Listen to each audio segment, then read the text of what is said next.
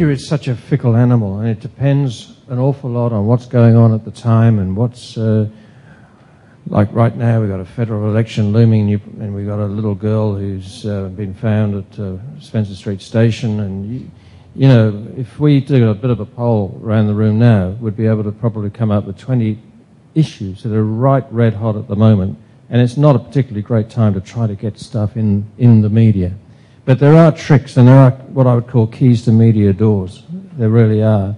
And a lot of this, if you can have an understanding or get to know somebody who has worked in the media and talk to them about how to get your message across. We've all got a story to tell.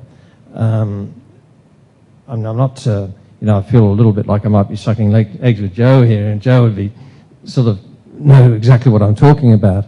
There are ways to do it. Maybe one example I could give, about 3 or 4 years ago, I was at Deakin University, and if you can imagine, there are 38 universities in the country, all vying to get their people, their researchers, their people in the paper saying, we've got the best, this, and that, we've got the most students, we've got the most students, we're better than anybody else. And a lot of media managers will pump out the old ubiquitous media release, and out it goes, and it arrives on the news desk, and the chief of staff sees it. There's 48 million news releases. Why should I be bothered to read it? So somehow, people, all of you guys have got to find ways to get your message across in imaginative ways. If you like, I can give you 3 tricks that I did at Deakin, and these are really a little bit off the wall. One was, I'm pretty active in the Melbourne Press Club. Now, the Melbourne Press Club is, as its name suggests, membership mostly of journalists around town, regular lunches, but it's a terrific way, if you have clients, take them along to find out who... Sorry, you've got to join first. Think about joining the Melbourne Press Club. It's not just, it's not just open to journalists only. You can join as a member, and it's a terrific venue to take clients along. The speakers are normally top-notch speakers. John Howard was the last one. I took some of the girls from Kilvington Girls Grammar, where my daughters go to school, for example, and a few of the other partners we got at that school. It's a wonderful way to woo, if you like, and to talk and to introduce them to other people, and who knows, you might get them to introduce them to the Premier of Victoria and so and so.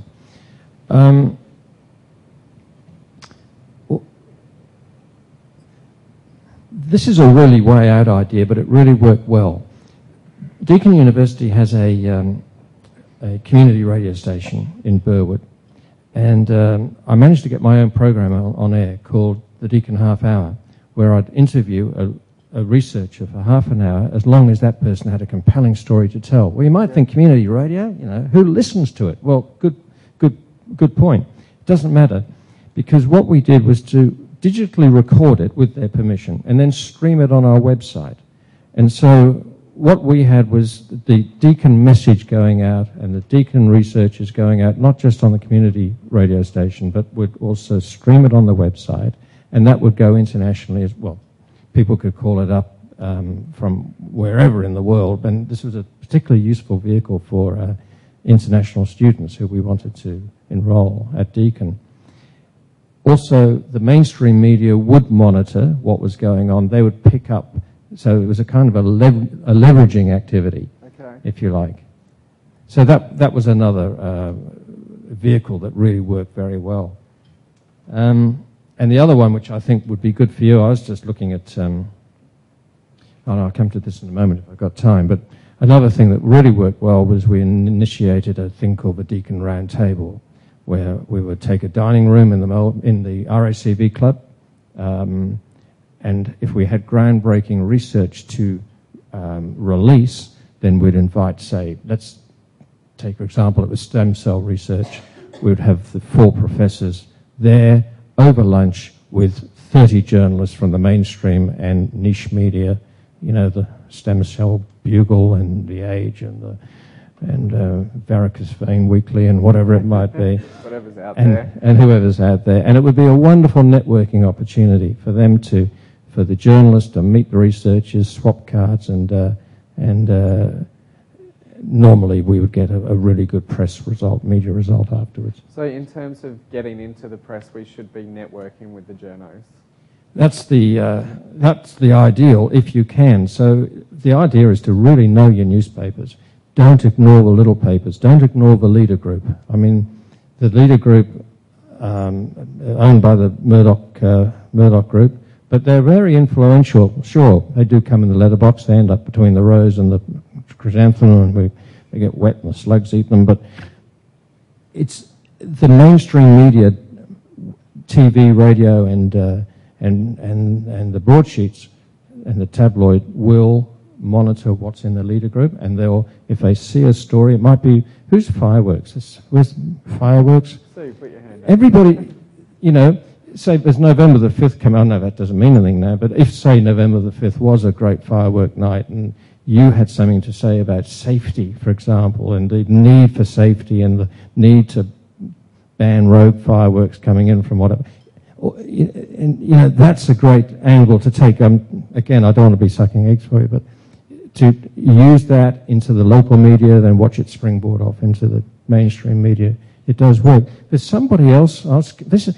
Everybody's got a story to tell. I was looking at the blue sheet here just now. There's a story here from everybody. There's somebody who does calming, hypno-calming, relaxing.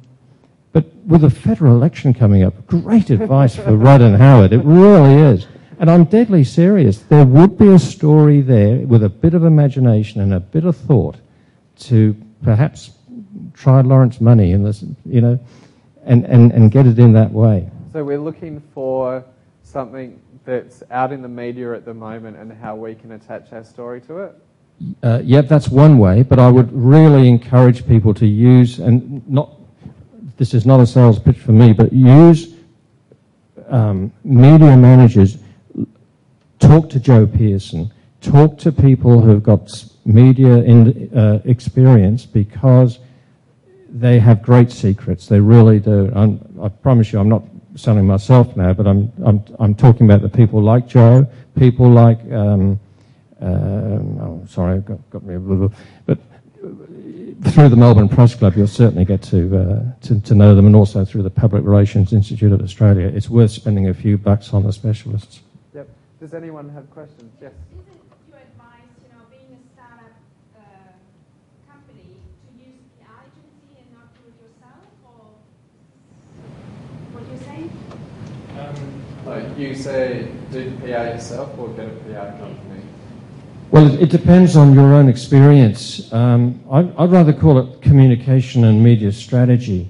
If you have the confidence to do it yourself, then sure, as a startup company, you'd save yourself some money. But I'm a big believer in doing things strategically and having a strategic plan which covers off all of those things. And it's not just media. Media, I'm guessing, would be what? Maybe 28% of the whole communication thing. There's the crisis management, there's accident prevention, what happens when things go wrong, then there's, there's a lot to it, more to it than just media. Yep, Aaron, you had a question? Yeah, a question about television. You see a lot of the current affair shows, they always have, they're always attacking someone, but then they wheel out an expert to give their opinion, and they always sort of say, I'm such and such a business. Do you have any recommendations on getting into that sort of channel to get on the television and be that expert?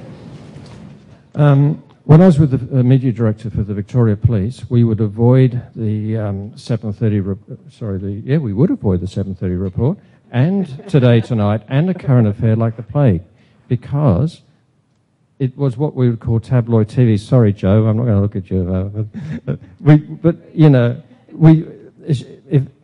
Frequently we would be rung up by those stations to say, look, the police shootings are really bad at the moment. We want to give you guys a fair go. We want the police story. It's normally set up, and normally you're walking into a trap. I don't know if that really answers your question, but It doesn't give you a good side to come in from it though, because I've sort of caught them on TV where they have the expert who comes in and says, no, this is the way it should be done. So, Can I ask that question? Only from the perspective that I'm a member of the National Speakers Association, and there are a number of people in that organisation who get those sort of requests. And I won't name the person, I know her quite well. She's a noted therapist and she gets asked to go on TV and in media all the time. And she actually said to me recently that in terms of a business strategy, it was hopeless. Yep. Because when you're doing that kind of thing, people already assume you have enough. So they say, that person is too high level for me, they're obviously very full, they don't need more in their business. And they're probably expensive. And they're expensive. So I would think very seriously about whether that's the kind of message you want to give the market. Okay. And I'd add to that, is your target market actually watching that program? If they are, then you then ask Robin's question. But if they're not, don't bother. There's no point being an expert when no one's watching you. Yep, exactly. Do we have any other questions for John? Actually, we almost should get you up, Joe. Do you want to come up here? Okay, all right. We have Joe, you were a news presenter for, sorry. Yeah, journalist and a newsreader for a while, but a point just following up. And a bloody good one too, Joe. A point that has come up with some of the clients who might work, say, for a large financial advisory organisation is even if they are just putting up one or two people as experts, do make sure that they're trained to do it properly. We see some appalling experts that are put up there and they actually detract from the reputation of the company if their presentation skills aren't good. But it's a wonderful way. If you have great research, a great new perspective on an issue, if you can tie it into something that is news, and people often forget, it's got to be new. And they'll just churn out, as you mentioned, media releases that go straight into the basket, the chief of staff's rubbish bin. So be selective and make it worthwhile when you do venture into the media. Don't bore them to death. And do have an angle, and don't forget letters to the editor. It's okay, might be old-fashioned, what have you, but if, say, calming, fireworks, whatever, if you've got something to say, do write a short letter to the editor, because they are also sources of news. It's almost as good as a media release, isn't it? Because news editors will monitor that and say, oh, I'd like to talk, there's a story there. So in terms of, I guess, actually getting to your target market through your press releases, what kind of research do we need to do on our target market before we, say, put something together? What was the question again? So in terms of creating, say, a press release, what kind of research do we need to do to make sure that that's what we're actually going to attract as a readership base for that? Can I answer the question by way of an example? Yep. Because, I mean, I guess these guys have had experience on the other side in terms of media, but as an author myself, my book came out about 6 months ago and I had to publicise that book. So I actually had to go to media and I had to write media releases and I had to get journalists interested in publicising my book. Yeah, yep. This is my book. The Shredder Test, the Australian Guide to Writing Winning Proposals. And so my target was actually business media. And the Herald Sun ran a half-page article in the tender section. I've just done Business Essentials with Michael Schildberger. I'm doing Talking Business with Qantas next year. And I've had a couple of other magazines, niche magazines, run it.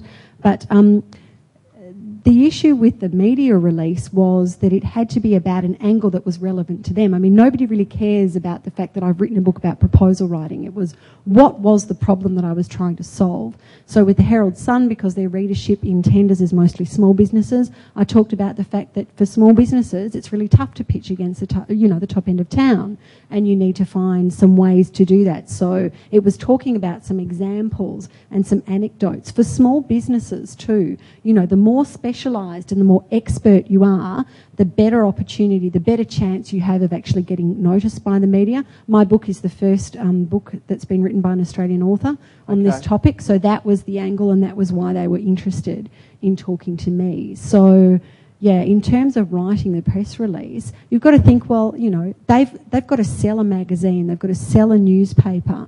People have to want to read about this stuff. And I found that the more I was able to write for them, a lot of my stuff has just been, the journalists will just actually take it and reproduce it word for word, and that's great. But if you are not a writing expert, get somebody to help you with that, because lots of times with the media, that's what you're dealing with. They don't actually want to interview you. If you get somebody to interview you and send out a photographer, you're doing really, really well. Most of the time, especially with the smaller magazines, you know, they will just take what you've given them, any pictures that you've given them, and they will want to run with that. You've got to do their job for them. And in terms of getting those contacts, those media contacts, how did you go about it? Easy. Look at their website. Call up. In the case of Qantas Talking Business, that was a big one, because Peter Switzer, obviously, you know, how do you get to talk to Peter Switzer? So what I did was I rang the Switzer group and I spoke to his PA and I said, I'd like to get in touch with the producer for this program. So you need to understand how they do things. Radio programs, television programs have producers. You talk to the producer, you don't talk to the presenter. Yep. And so, you know, I ended up being put in touch with a bunch of people before I got to the right person. And that's how you establish the interest. How long did that process take? Took about a week. Okay. So it didn't take very long at all. It didn't take long to establish interest, but because their schedule's already full for this year, I won't be interviewed for that program till probably January, February next year. Fantastic. Comment? I just want to add to that. Before you do any of this, make sure your house is in order. Make sure that you have not just done your research, but when the client connects with you and they do their research on you, they can actually get the information that you need, that they need. So whether that means making sure that your website is up to date, that you actually have a good name and a good brand, that you use it consistently, that the business card you hand over to them when you meet them, wherever you meet them, is not printed out from your laser printer at home. It does not feature clip art. And it is not tiger65@gmail.com. It is your name at yourbusinessname.com.au or .com if that's your preference. Just make sure that you have all of those things in place, because before you go positioning yourselves as the core problem solver of the client's problem, you need to make sure you've got credibility, because that's one of the first things that they will do is check you out. They need to make sure as a small business that you can actually deliver on what you said you do. Because, I mean, we see in the papers now larger companies are actually looking at Facebook and MySpace. Not necessarily for all the right reasons. No. They're often using as a way of weeding out those who aren't that serious or who have perhaps compromised their credibility by featuring something on Facebook or MySpace or YouTube that they probably really don't want in the public domain. Okay. A lot of recruiters are doing it too now. So we need to be very aware that they're going to Google our name, Google our company and do the back-end research on it. Absolutely. Yep. Because you can position yourself as the core problem solver, and that is what you are. You're there, no matter what business you're in, you're actually solving a problem. So if you're selling drills, you're not really selling drills, you're selling the holes. So as long as you get your head around what the problem is that you solve or what your genuine offer is or the benefit to the client, and then use everything else to back it up, you'll be fine. But you must have your house in order. Yep.